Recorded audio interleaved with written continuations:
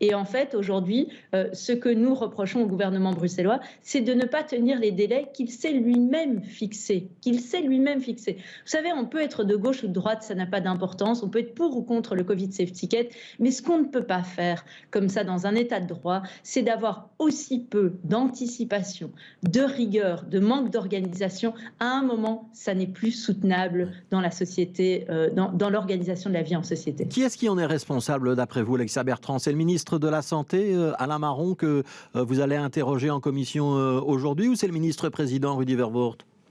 Mais c'est le gouvernement bruxellois. Fabrice Grosfilet, ça n'a aucune importance. C'est le gouvernement bruxellois dans son ensemble. Et j'ose espérer qu'il y a un chef qui prend ses responsabilités. Aujourd'hui, savoir si c'est X ou Y, vous savez, c'est un organe collégial.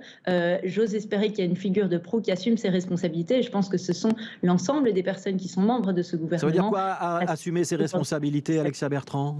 Ça veut dire quoi, assumer ses responsabilités?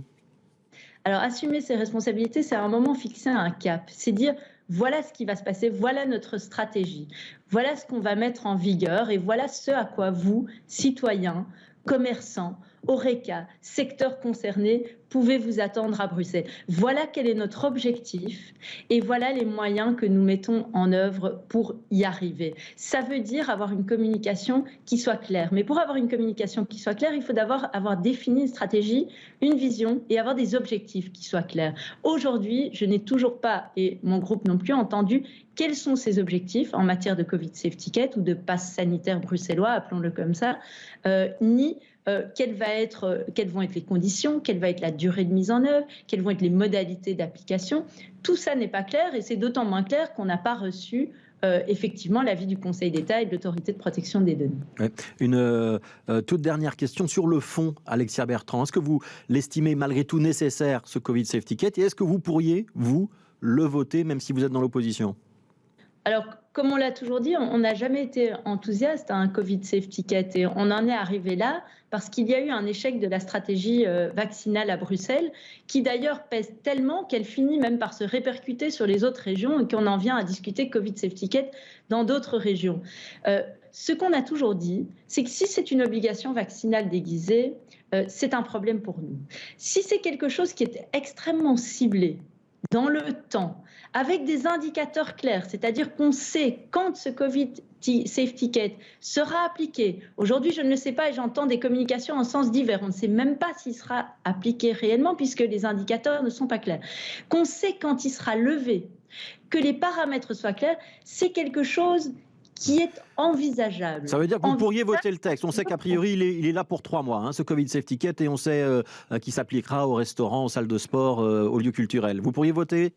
Les indicateurs, vous, Fabrice Grosfilet, moi, je ne les connais pas. Est-ce que c'est le taux de vaccination?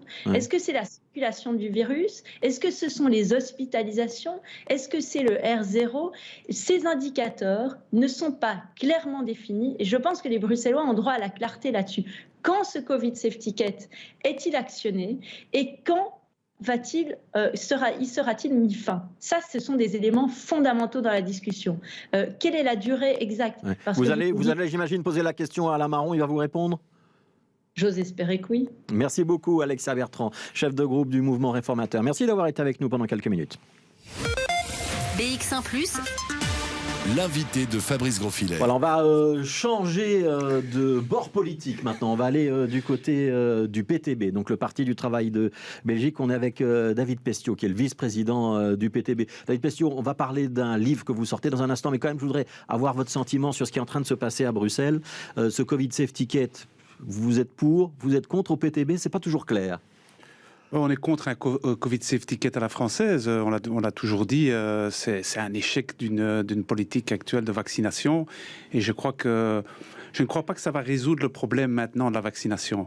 Il faudrait beaucoup plus investir dans la médecine de première ligne aujourd'hui, informer. Nous, on a des maisons médicales sur le terrain et ce qui se plaignent, c'est qu'il y a très très peu de soutien pour ce travail en première ligne, pour aller au contact avec les gens, pour les inciter à se vacciner. C'est pas suffisant. Et maintenant, je vois qu'on a énormément d'énergie qui est dépensée pour ce Covid Safe Ticket, qu'on l'utilise pour faire ce travail de prévention, augmenter le taux de vaccination. Oui, mais donc investir dans la médecine de première ligne, c'est du travail de long terme. À court terme, on pourrait se passer d'un Covid Safe Ticket et de mesures de protection à Bruxelles. Je pense qu'il y a évidemment des choses à long terme à résoudre, mais les gens sur le terrain, les maisons médicales se plaignent qu'ils n'ont pas de soutien assez suffisant des fonctionnaires en première ligne et qui font qu'il y a aussi des gens qui ne sont pas avec des médecins traitants et qui aujourd'hui sont un peu laissés dans la nature. Mais donc vous auriez préféré qu'on n'ait pas de Covid Safe Ticket? Ah bien sûr. Et qu'on continue à aller dans les... Pas qu'on continue, qu'on change.